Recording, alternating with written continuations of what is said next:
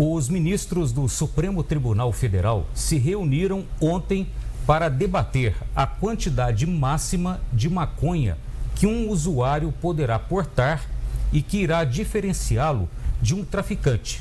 Ficou definido limitar o porte a 40 gramas. A determinação fica em vigor até que o Congresso Nacional defina novos critérios.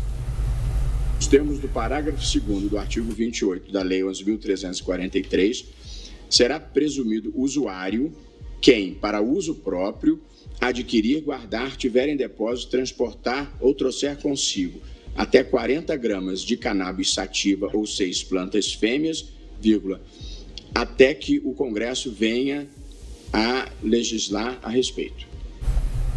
Bem, a Corte decidiu na última terça-feira descriminalizar o porte da maconha para consumo pessoal. Com a decisão, a conduta continua sendo ilícita. No entanto, as punições aos usuários passam a ter natureza administrativa e não mais criminal. O caso tem repercussão geral. Isso significa que a decisão tomada, ela deverá ser aplicada pelas outras instâncias da Justiça. O ministro Luiz Roberto Barroso explicou que o limite de 40 gramas pode ser, abre aspas, relativo, fecha aspas. Ele afirmou que se uma pessoa estiver portando menos do que essa quantidade de maconha durante uma abordagem policial e for observado que ela está envolvida em práticas de tráfico, o processo será criminal. Ainda de acordo com o presidente do STF, a decisão não significa que a maconha foi liberada no Brasil.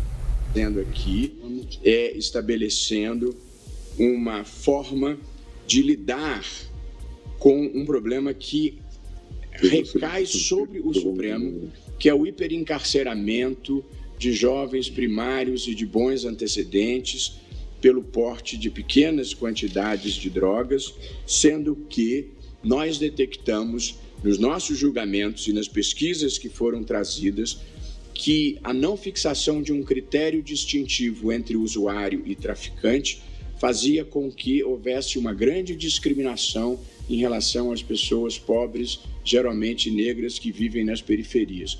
Portanto, ao fixarmos, e considero que esse é o capítulo principal da nossa decisão, ao fixarmos a quantidade que, a partir de agora, como presunção, vai distinguir usuário de traficante, vai evitar que esta prisão exacerbada forneça mão de obra para o crime organizado nas prisões brasileiras.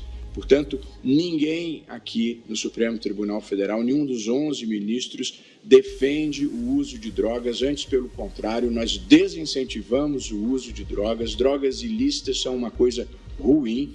Nós estamos aqui debatendo a melhor forma de enfrentar este problema e minimizar as suas consequências para a sociedade. Bem, depois que a maioria dos ministros do Supremo Tribunal Federal decidiram pela descriminalização das drogas, o presidente do Senado, Rodrigo Pacheco, discordou da decisão do STF de que o porte de maconha para consumo próprio não pode ser considerado crime. Eu discordo da decisão do Supremo Tribunal Federal, eu já falei por mais de uma vez a respeito desse tema. Eu considero que uma descriminalização só pode se dar através do processo legislativo e não por uma decisão judicial. Há razões, inclusive, expostas nesse sentido. Essa questão das drogas e da descriminalização das drogas é uma ideia que é suscitada em diversas partes do mundo, mas há um caminho próprio para se percorrer nessa discussão, que é o processo legislativo, a própria consideração de determinadas substâncias como substâncias entorpecentes ilícitas, ou seja, há um critério técnico para se dizer se uma substância deve ser considerada um entorpecente ilícito ou não, e há um rol nesse sentido estipulado pela administração pública através da Anvisa, assim como há uma lei que disciplina que substâncias ilícitas entorpecentes, quaisquer que sejam elas, quem as porta tem uma consequência jurídica. Se porta para consumo, há uma consequência leve, e quem porta para tráfico, uma consequência grave. Então, há uma lógica jurídica, política, racional em relação a isso, que, na minha opinião, não pode ser quebrada por uma decisão judicial que destaque uma determinada substância entorpecente, invadindo a competência técnica, que é própria da Anvisa, e invadindo a competência legislativa, que é própria do Congresso Nacional. Então, é basicamente isso. Eu acho que a discussão sobre legalização